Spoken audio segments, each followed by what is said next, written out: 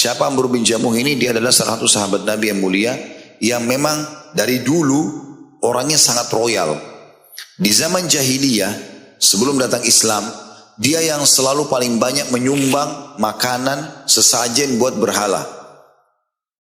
Zaman dulu tuh mereka berkeyakinan kalau ada berhala, mereka kasih sesajen berarti akan diijabah doanya. Seperti itulah. Nah saking dermawannya dia, sesajen-sesajen yang dibutuhkan agar doa-doa orang Madinah diterima itu Amr bin Jamuh yang hidangkan.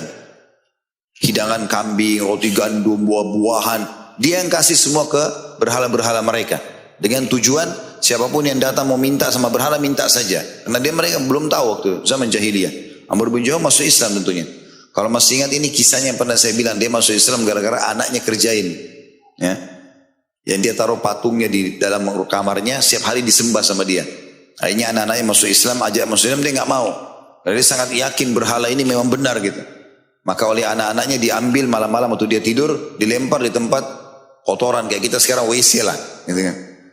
Di sebelah rumahnya, dibuang di situ. Jadi belepotan dengan kotoran. Amr bin Jamuh waktu belum masuk Islam, bangun pagi hari, dia mau sembah Tuhannya nggak ada, hilang Tuhannya. Gitu. Maka dia cari-cari, dilihat, sampai ditemukan di tempat kotoran itu. Lalu dia bilang, siapa yang buat begini kepada kamu ini?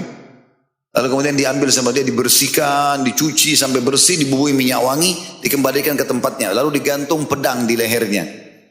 Lalu dia bilang, Tuhan, kalau ada yang ganggu lagi kamu, lawan. Pada saat dia bilang begitu, tidur dia malam hari, anak-anaknya ambil lagi patung itu, dilempar lagi di tempat yang sama, lalu diganti pedangnya sama bangkai anjing. Ada anjing mati, diambil, ditaruh. Nah, Amr bin Jamuh pagi-pagi cari lagi Tuhannya, tidak ada. Dia ingat kemarin jatuh di tempat itu, dia datang di tempat yang sama. Maka mulailah dia sadar, lalu dia mengatakan, sungguh kalau kau Tuhan, pasti kau bisa membela dirimu. Lalu dia datang ke masjid, dia syahadat dengan Nabi SAW. Nah semenjak itu dia menjadi orang yang sangat baik. Jadi sedekah yang dia suka kasih untuk berhala-berhala dulu sesajen di zaman jahiliyah, setelah Islam diganti sama dia. Royal, suka bantu orang, termasuk dia membiayai pernikahan Nabi SAW. Nah ini makna kalimat ini, perhatikan. Saya ulangi terjemahannya. Jabir mengabarkan kepada kami, ia berkata Rasulullah SAW bersabda, siapa pembesar kalian wahai Bani Salamah? Mereka mengatakan Ju'ad bin Qais atau Ja'ad bin Qais. Hanya saja kami memandangnya kikir. Nabi SAW lalu mengganti. Lalu beliau mengatakan, penyakit apa yang lebih parah daripada kikir? Pembesar kalian mulai sekarang Amr bin Jamuh. Siapa Amr bin Jamuh ini? Dan yang kita ceritakan, Amr dahulu berada di atas berhala mereka ketika zaman jahiliyah. Mana di atas berhala, suka mengurus berhala-berhala itu. Kasih sesajen, dia perbaikin kalau ada yang rusak, dia yang buat patung-patung baru gitu, dia rawat tempatnya gitu. Karena dermawannya. Maka setelah Islam, ia menyiapkan jamuan walimah untuk Rasulullah SAW ketika menikah. Dan gara-gara kedermawanannya itu, salah satu atau sebagian pendapat ulama, kan dia termasuk salah satu syuhadanya Uhud ya. Dan dia berdoa di malam hari sebelum Uhud agar Allah jadikan dia termasuk orang yang mati syahid. Amr bin Jamuh ini secara fisik kaki kanannya pincang. Kalau jalan ada kekurangan fisik. Tapi seluruh orang Madinah mencintai dia. Karena apa? Karena kedermawanannya. Suka sekali memberi. Dan gara-gara dermawan ini dia jadi mustajab doa. Apa yang dia minta kepada Allah, Allah kabulkan.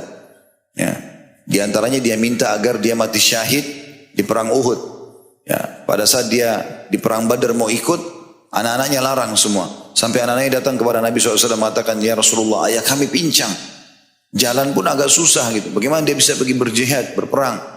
Maka Nabi SAW minta Amr bin Jamuh tidak ikut. Tapi waktu perang Uhud dia datang.